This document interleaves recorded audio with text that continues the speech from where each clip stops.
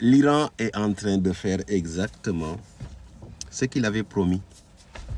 Il laissera passer les navires chinois et il bombardera tous les navires qui sont affiliés à l'Israël et aux États-Unis.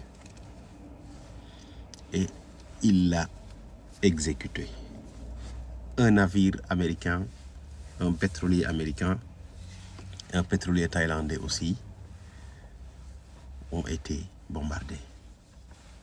La France a des soldats qui sont touchés, dont un a finalement succombé à ses blessures. Donc la zone s'embrase. Dubaï se vide de sa population et la crise va forcément s'installer. Les pays du Golfe ont tous peur. Bahreïn voit ses dépôts de pétrole bombardés. Ce qui se passe est d'une gravité extrême. Et l'Iran est prêt à faire une guerre d'usure.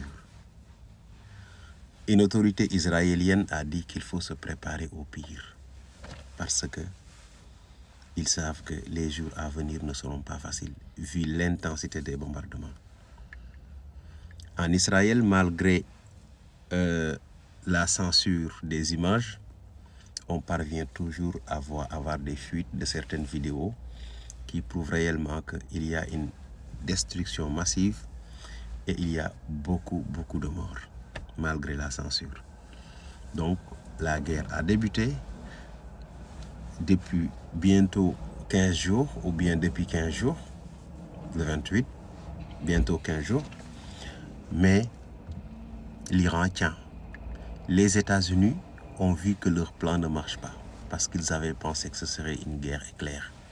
Paf, paf, paf, c'est fini, ils rentrent. Donald Trump, ses conseils lui demandent de chercher un plan de sortie de crise, de sortie de guerre, tout en déclarant que l'armée a bien fait son travail et que tous les objectifs sont atteints, bien que aucun objectif n'est atteint, aucun. Et même, d'ailleurs, c'est les objectifs qui changent maintenant. Ouais. Donald Trump aussi dit que mieux vaut sacrifier le passage d'Ormuz, avoir une flambée des prix du pétrole au niveau mondial, que de laisser l'Iran avoir sa bombe atomique. Donc, les choses changent, mais si on observe très bien la situation, l'Iran, malgré ses pertes, parce qu'il faut le dire aussi, l'Iran continue de résister.